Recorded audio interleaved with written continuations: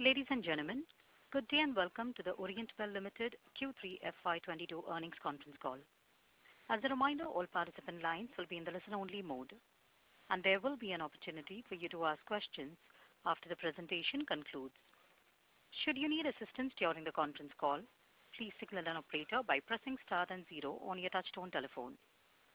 I now hand the conference over to Mr. Rishabh Das from Pareto Capital. Thank you, and over to you, Mr. Das. Yeah, good afternoon, everyone. This is Rishabh Das from Pareto Capital. We represent investor relations for Orient Bell. On behalf of Orient Bell, I welcome you all to our Q3 and 9 months FY22 earnings conference call. I have with me from the management, Mr. Aditya Gupta, Chief Executive Officer, and Mr. Himanshu Jindal, Chief Financial Officer. We will have brief opening remarks from the management, followed by the Q&A session. Please note that certain statements made during this call may be forward-looking in nature. Such forward-looking statements are subject to certain risks and uncertainties that could cause our actual results or projections to differ materially from these statements. Orient Bell Limited will not be in any way responsible for any action taken based on such statements and undertakes no obligation to publicly update these forward-looking statements to reflect subsequent events or circumstances. I would now hand over the call to Mr. Gupta for his opening remarks. Over to you, sir. Thanks, Rishabh. Good afternoon, everybody. Welcome to our Quarter 3 FY22 earnings call. Joining me on the call is Mr. Himanshu Jindal, our CFO, and the Pareto Capital team, our investor relations advisor. Q3 was a challenging quarter with a massive increase in manufacturing costs and a demand slowdown post-Diwali. The company stayed focused on its strategy of simplifying tile buying and selling and has strengthened sales and distribution infrastructure. This focus on fundamentals and improved execution has enabled us to pass on 100% of the cost push to the consumer. We decided to let go some projects which were at lower profitability to maintain the margin, which resulted in a drop in project revenue salience to the total revenue. The overall result was that the company has continued to make rapid progress simultaneously on each of the 3 critical financial KPIs. These KPIs are top-line growth, margin improvement, and a focus on cash flows. We have continued to invest aggressively in building brand OBL with a focus on digital. Marketing spends are about 50% higher versus last year and also up 30% sequentially. Sharing some highlights from Quarter 3, our distribution footprint is expanding. We have added 112 more channel partners during Quarter 3. This is in addition to the 600 plus channel partners added in the preceding 6 quarters. Product portfolio premiumization continues strongly. We have added 1,400 SKUs, stock keeping units, in the last 4 quarters, trailing quarters, and this contributed to almost 1/6 of Quarter 3 revenues. The chain of physical display stores, OBTB as we call them, Orient Bell Style Boutiques, keeps getting stronger. We have added 27 more OBTBs in this quarter, taking our total to 276, which basically means that we added a new OBTB every 3rd day in Quarter 3. Capacity utilization at our manufacturing units remained robust at 91%. This is after factoring the increase in our wall tile plant capacity at Secunderabad by 0.7 million square meters in Quarter 3. More capex is underway at the moment across our 3 plants, and this should get completed within the indicated timelines and will help scale us up over the next few quarters. With this, I request our CFO, Mr. Himanshu Jindal, for the financial and other updates. Over to you, Himanshu. Thanks, Aditya. Good afternoon, all. One of the best 3rd quarter for OBL, both in terms of top-line development and also profitability. Our Quarter 3 volumes were up 6% YOY, and there was also significant gain on the ASP front which allowed us to grow 17% YOY, resulting in the revenue scale up by 25%.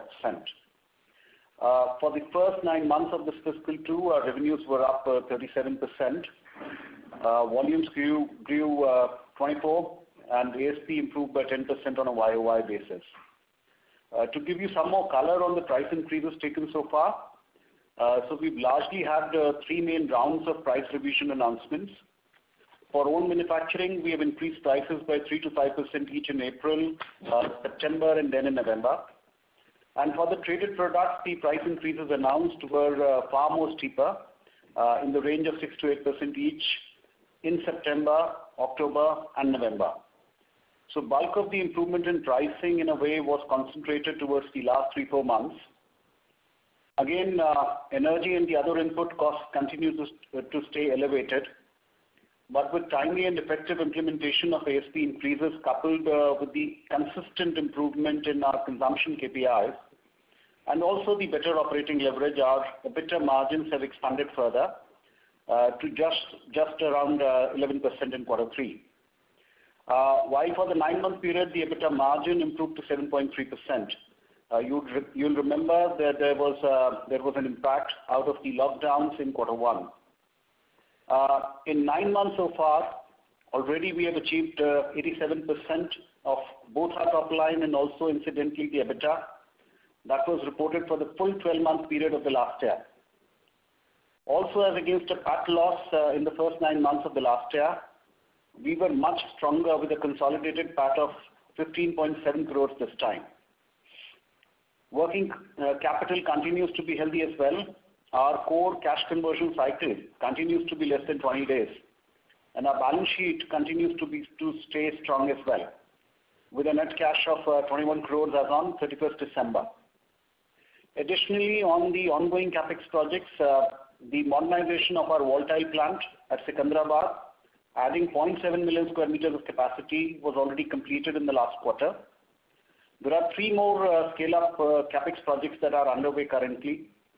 One for debottlenecking our existing GVT line at Secunderabad, which will add another 0.7 million square meters capacity, and 2 new projects announced in October 21 primarily to cater to South and West markets, which will additionally add incremental volume potential of 3 million square meters to our capacity.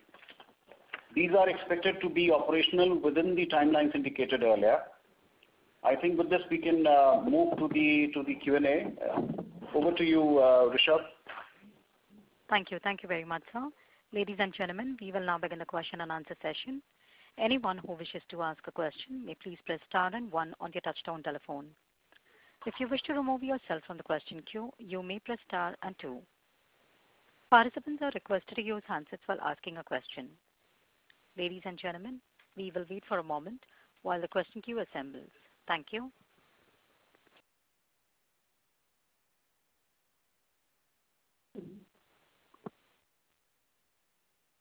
The first question is from the line of Achal from JM Financial. Please go ahead.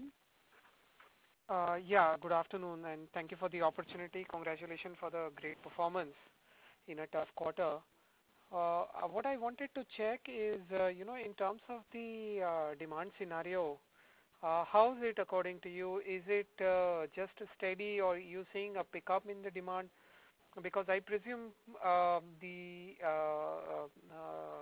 there is an element of market share gain. So just thought of getting color from you, sir, on this. Thanks, Achal. See, we have for the last about 1 year maintained that the fundamentals of the real estate industry are getting stronger and better.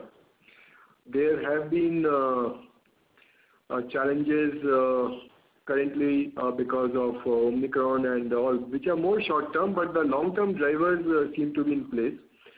So I expect demand to keep on getting stronger for the overall building and construction materials. There could be, and I think there will be, this short-term uncertainty and volatility depending upon pandemic or some other factors. But the long-term drivers are intact and in place. Understood. Just one more question on the industry. In terms of the situation on the export front, we hear that the exports have seen a fair amount of drop in last couple of months. What is your outlook, though we do not participate in the export directly as such, but I just wanted to check if there is a risk of, a supply from Orbi into domestic market in such a scenario? Thanks, Achal. So, the data which has come out, one data point which came out was in December 22 versus December 21. There was a 17% drop in exports for the industry. This is largely from the Mundra port. So you are right that exports are not doing as well as what was envisaged, purely driven by the container freights. Container freights to the major markets are up 8 to 12 times from what they were about a year back. There has been some softening in the third quarter, but still container freight rates are extremely high. And once this situation normalizes, it might take 3 months, it might take 6 months, but once it normalizes, I think the competitiveness and the price quality equation of Indian exports being so good, this would be there. But in the short term, you are right, this could be a party pooper because some of this capacity would try to get would get diverted into the domestic market. Got it. And just one more question for us. I know you wouldn't give a specific number, but just a range given. Excuse me, this is the operator. Achal, can you speak a little closer to the phone or a little louder? Is it better now? Much better. Thank you. Yeah, sorry about that.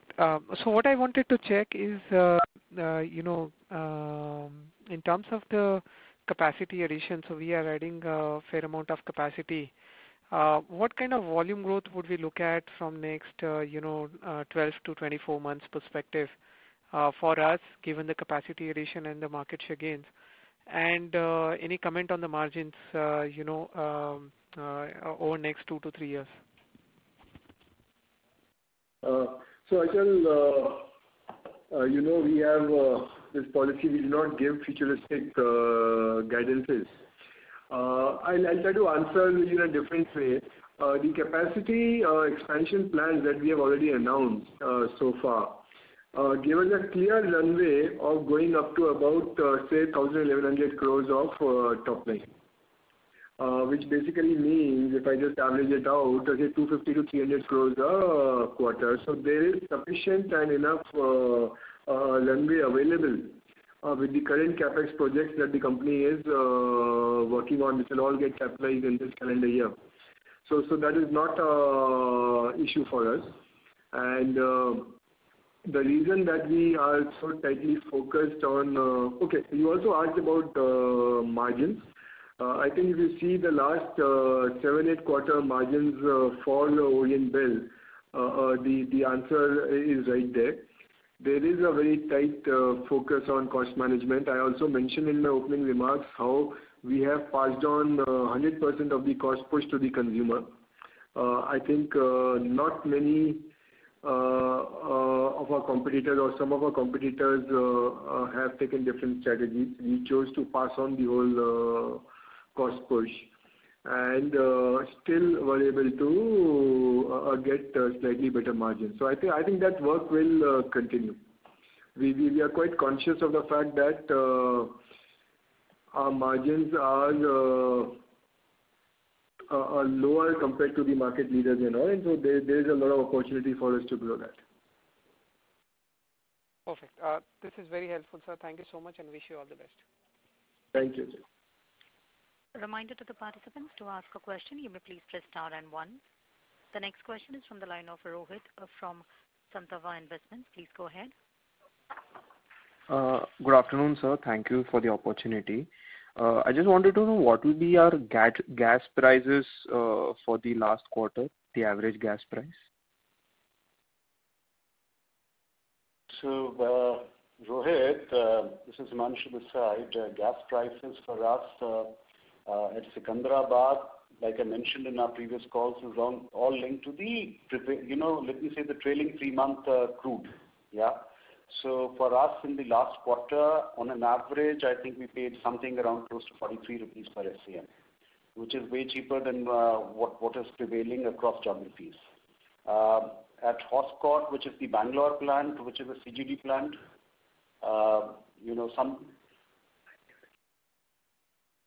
something close to 50, yeah. Little shy of 50 was the average, and Dora, which is the APM plant, so we get subsidized gas there. So that's where things are. So it's much way cheaper than what it is at any of the other plants. Yeah? Great, sir. So thank you. And my second question, are we planning any price hikes in Q4, or have we taken any in the month of Jan?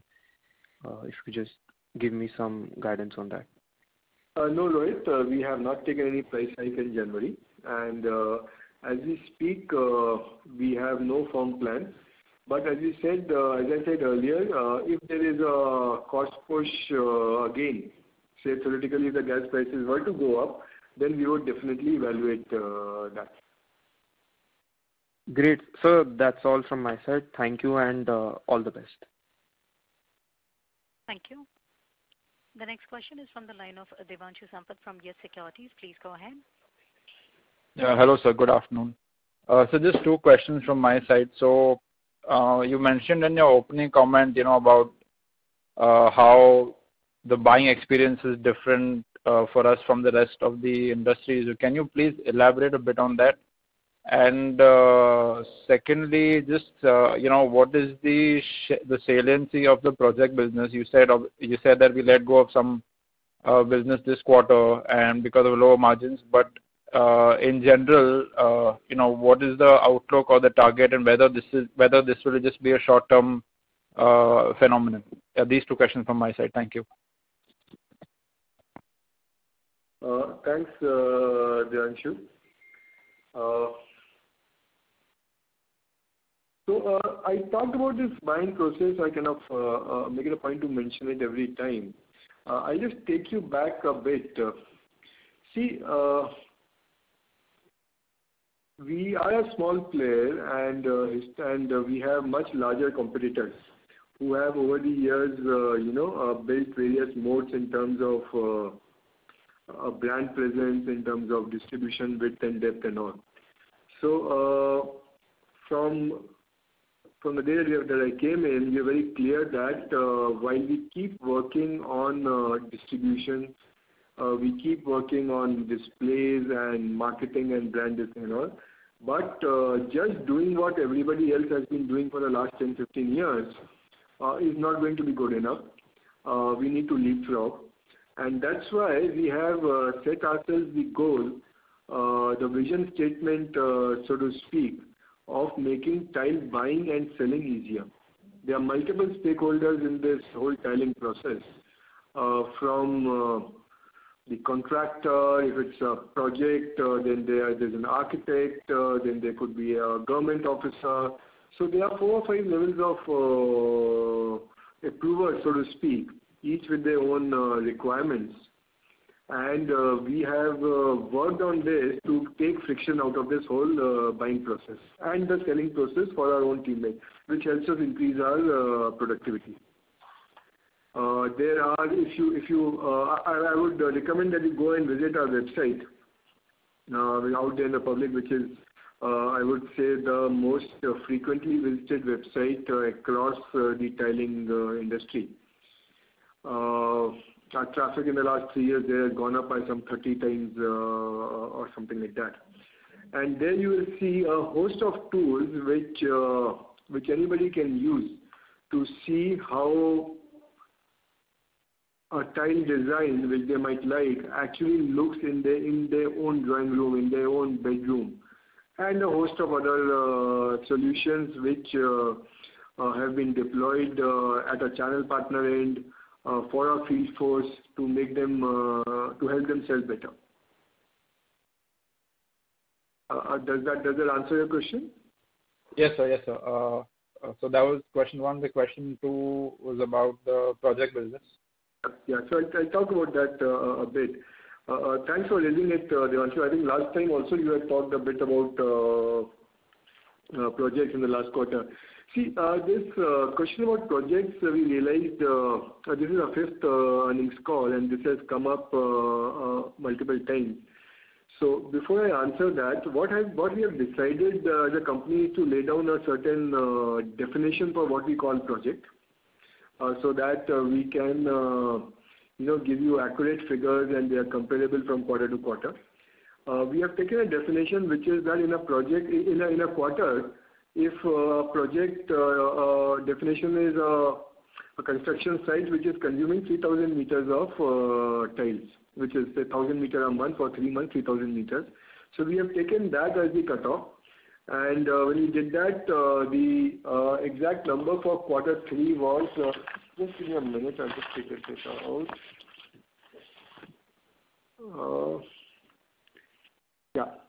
It was 21% was projects in quarter 3. And this is the logic which we will use in future earnings call also. Just to give you a sense, this was, you talked about salience. Yes, this was about 4-5% lower than quarter 3 of last year. Same criterion, same rule. And this we feel, okay, your third question was whether it's long-term or short-term. This is totally a short-term measure. You would recall that third quarter there were very steep price increases. Prices were going up every 2-3 weeks. And the project business is such where you have to give a price guarantee for anywhere up to 6 months. So we went a bit slow on this business because we were not in a position to give long-term 3-month and 6-month price guarantees, and because of which we had to kind of withdraw from some projects. But now that pricing seems to be settling down, I see this not impacting us going forward. Got it, sir. Okay, that's it from my side. Thank you, and wishing you and the team all the best. Thank you. The next question is from the line of Dixit Doshi from Whitestone Financial Advisors. Please go ahead. Can you hear me? Yes, can you just share the name again? I just missed that. Sorry. Yeah, can you hear me? We can hear you, sir. The participant name is Dixit Doshi. Okay. From Whitestone Financial.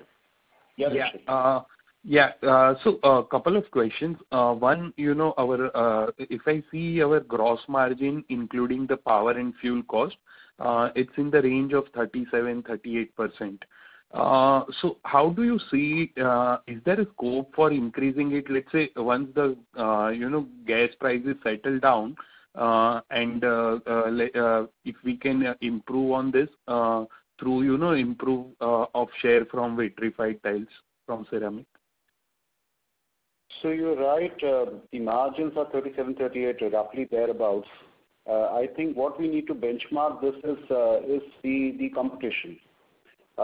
When you look at listed players reporting their numbers, our margins, I think, are more or less in line with what they are reporting. In fact, whatever results I saw this time, I think we posted fairly decent gross margins, in comparison to whatever others have so far come out with.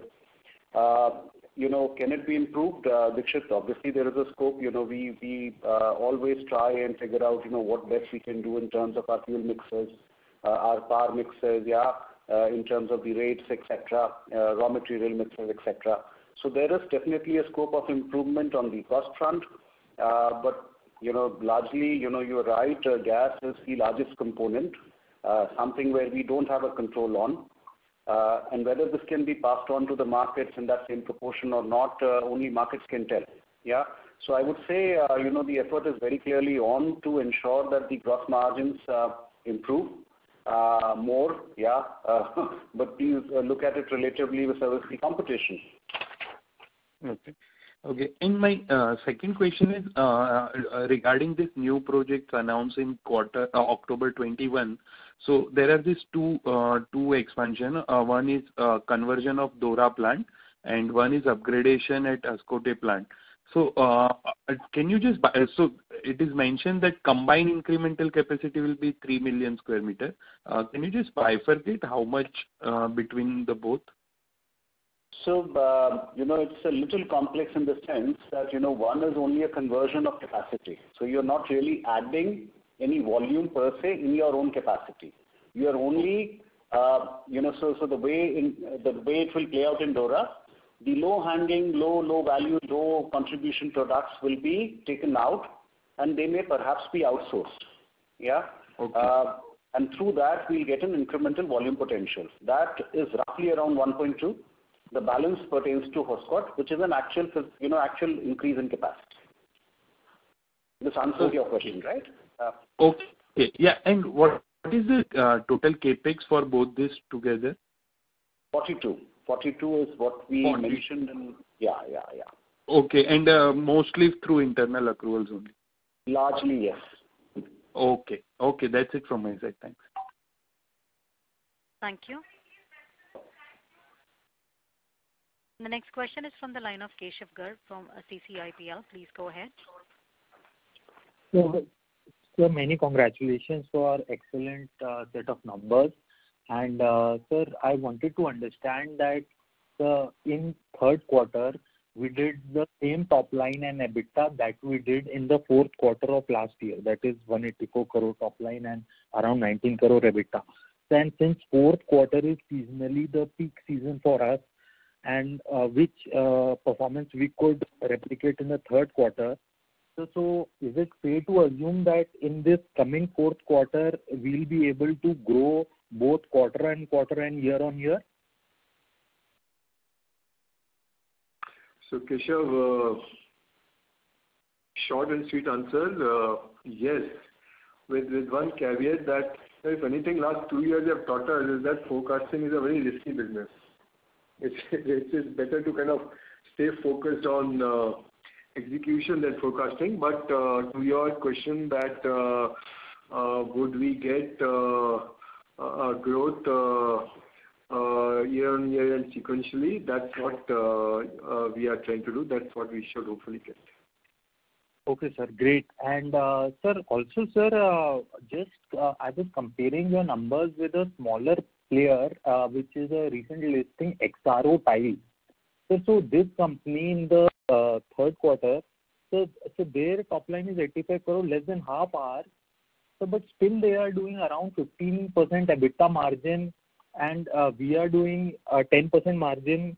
So on a higher base. So how is this explainable? See, I don't think we want to get into what the competition does. So without commenting on competition, I can only say that yes, in our own case, like I shared with Dikshit also, our gross margins are more or less in line or even better than most of our competition now. I think we are working on scale, and this is what is important. The other thing that you should appreciate, there are certain expenses that we are doing in terms of, our long-term strategy, which is people, which is displays, which is marketing, which is branding. So we are spending that money. We are not cutting corners. And all of this would obviously help us scale up much faster as and when, there are opportunities in the business. So, sir, and sir, just lastly wanted to understand, sir, like you mentioned that post Diwali there was a slowdown. So keeping that in mind, sir, still you would say that, is that slowdown continuing in the fourth quarter, or are things on the mend? Things were a little slow. Like Aditya mentioned, we have taken price increases. We took some decisions, again, from a medium to long-term perspective. Yes, things were a little sluggish. But thereafter, I think, even the lockdowns, the partial lockdowns, etc., which were announced in between, did have an impact. But having said that, these are all long gone. We are back to normal. Sure, sir. Thank you very much and best of luck. Thank you. Thank you. Participants, to ask a question, you may please press star and 1. The next question is from the line of Apurva Mehta from AM Investments. Please go ahead. Yes, sir. Congratulations on great numbers. So I just wanted to ask about this increasing marketing spend, almost 50%. So where we are spending and how we are, where we are actually spending this marketing spend. Can you just guide us, and what is our goal on this marketing spend? So Apurva, our strategy is consistent, hasn't changed. We continue to spend on digital. That's our prime area. We continue to spend. There are various activities you've done. I wouldn't like kind of to take you through each one of them. But our focus is on digital media. We continue to invest in creating tools and in popularizing our tools with various stakeholders, whether it be architects or channel partners or contractors. That is another area of focus for marketing. And of course, the traditional we shoot commercials, we have product specific commercials, we push them out, we buy keywords on Google, and so all of that kind of gets done. So it would be region specific normally spent. This marketing spends are region thing, or we do on an a kind of all India based kind of thing. Apurva, your voice is not very audible. Can we have a better line or something? Is there a possibility for you to say? Yeah. It's clear now. Yeah, better. Much better. Can you repeat your question, please? Yeah. I just wanted to know this region specific any spends are there, or we do it on the all India based thing, So it is a mix of both. So the advantage of digital media is that it allows you to target far more pointedly than what traditional media allows you to do. So that's what we use. But you would across the country, by and large, you would see traces of our digital spends everywhere, whether you are in Bombay or whether you are in other parts of the market. Obviously, there are some weightages in terms of the salience of that market for us, like any other media spend. Yeah, and on the OBTB side, can you throw some light? What is our current sales generating from that particular sector which we are targeting now? So what amount of sales are we generating from that, specifically from OBTB? So Apurva, it is just slightly better than 1/3 of our total sales gets done from our OBTBs. Okay. And as I said, we have about 27 new OBTBs which we launched in this quarter. Yeah.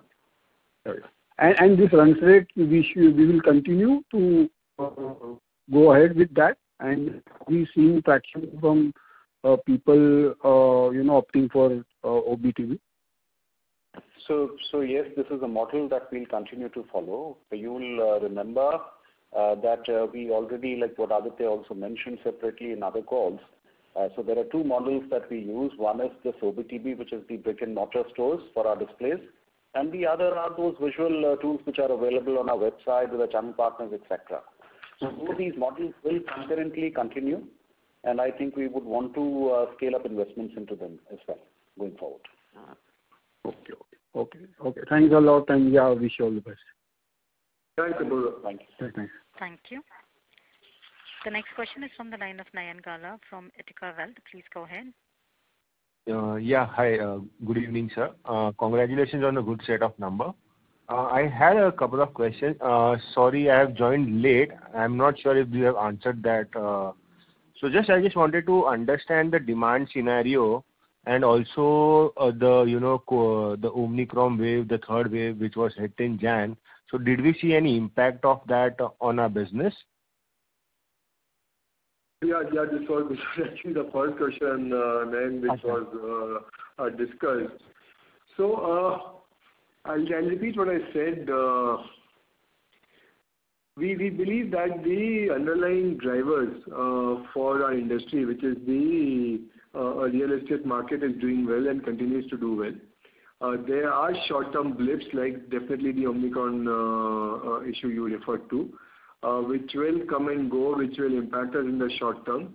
But on a longer term basis, I think there's quite a secular growth trend that we see. Okay. And in terms of, sir, geographically, from like tier 1, tier 2, tier 3, so which are the segments or which are the areas that we target more and we see demand from which areas? So we are seeing more demand coming from, tier 2 and tier 3 cities versus tier 1 cities. So that trend continues. And all. Yeah, sir. Go ahead, please. Yeah, so quarter on quarter, we are seeing a slightly higher salience from tier 3 cities in our sales. Okay. And this will be like retail sales or institutional sales? Like. I haven't done that breakup, but my sense would be largely retail sales. Okay. And in terms of the sales mix, if you can just give a rough breakup in terms of what is the institutional and what is the retail sales for our during the 9 months, if you have that number. So I'll not repeat the full answer, but it is 21% for the quarter, 21% quarter 3 project sales. And for the full year, 9 months? It will be the same. It will be slightly higher actually, but maybe about 20 to 26. So we had 26% in quarter 1, 21% in quarter 2, 21% in quarter 3. Okay. Okay. Yeah. Thank you. So that's all from my side. This was in terms of volumes, not in value. Yeah. Got it. Yes. Okay. Thank you. Reminder to all the participants to ask a question. You may please press star and 1. The next question is from the line of Kamlesh from AMSEC. Please go ahead. Hello. Am I audible? Yeah. Please go on. Yeah. Just you mentioned the project sale is 21-22%, right? Yes, correct. So will it also include the government project, government business as well in that, or it will be add on to this? So sorry, I didn't get your name. Kamlesh. Sorry? Kamlesh. Yeah. As I explained earlier, this includes all projects which have consumed 3,000 meters or above in a quarter. So this has a mix of both government and private projects. So just can you highlight how much will be government part of the revenue and how much will be export revenue from our total revenues? So I think somebody asked me this last time also. A bit difficult to say, Kamlesh, because a lot of these projects go via the retail channel and we have limited visibility to who the end consumer is. But my sense is that the needle is shifting more towards private projects compared to government projects. Mm-hmm. Any ballpark range you would give? I have not done that number, frankly. I don't want to kind of hazard a guess. Sure. But I'll just give you a sense. Okay, let me try to answer it. I said about 21% is projects, correct?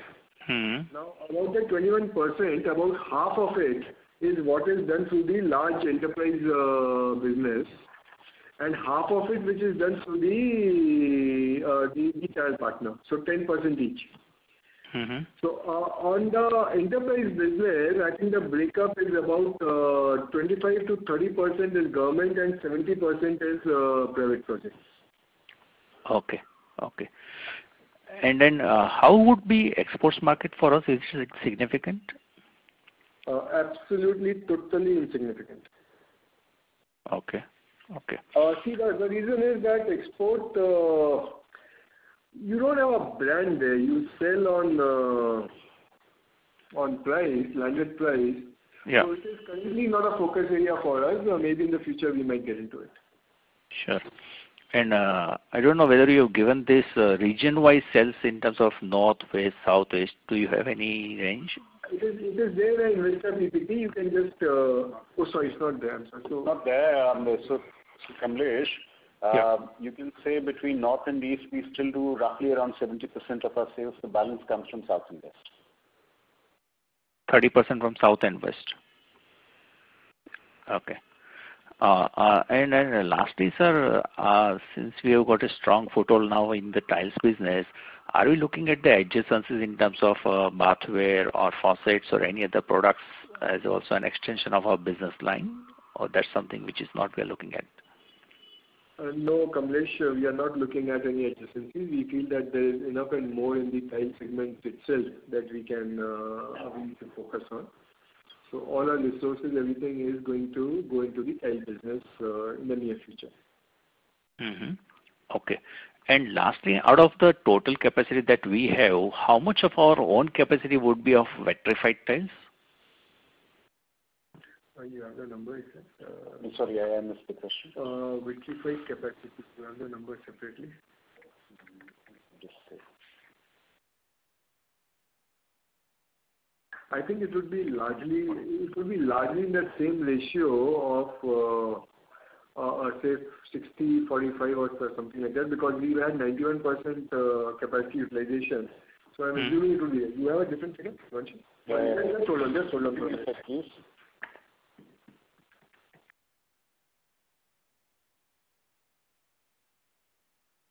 Because MF2 also. See, MF2 also you're doing now vitrified and also I don't know whether you can. This is not the right distance.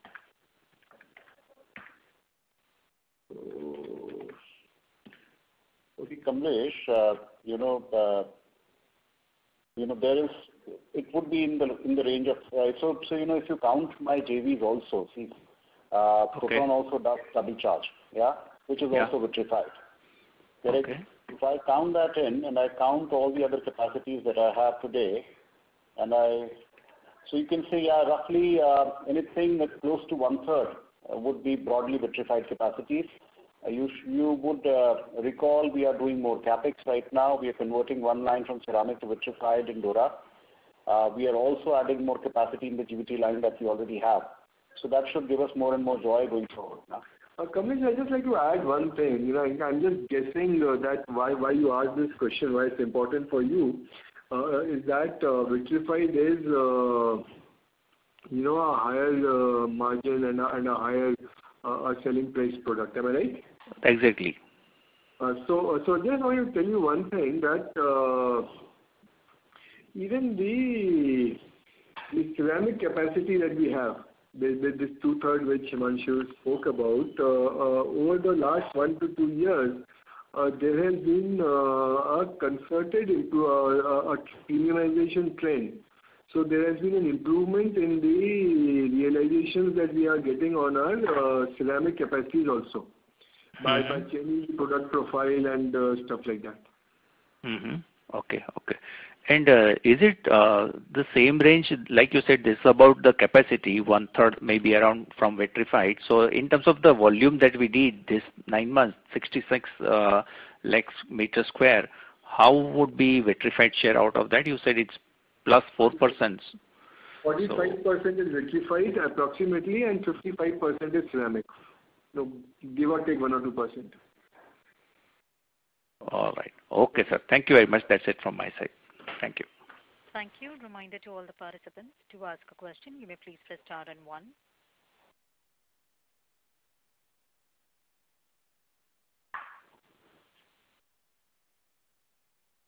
Ladies and gentlemen, this was the last question for today. I now hand the conference over to the management for their closing comments. Over to you, sir. So thanks everyone. Thanks for your patience. Thanks for your interest in OBL. Feel free to reach out to any of us in case you have more questions. I think with this we can call it a day, Rishabh. Yeah, sure, sir. Yeah, thank you, everyone. Thanks, everybody. Thank you. Thank you. Ladies and gentlemen, on behalf of Orient Bell Limited, that concludes this conference call. Thank you for joining us, and you may now disconnect your lines.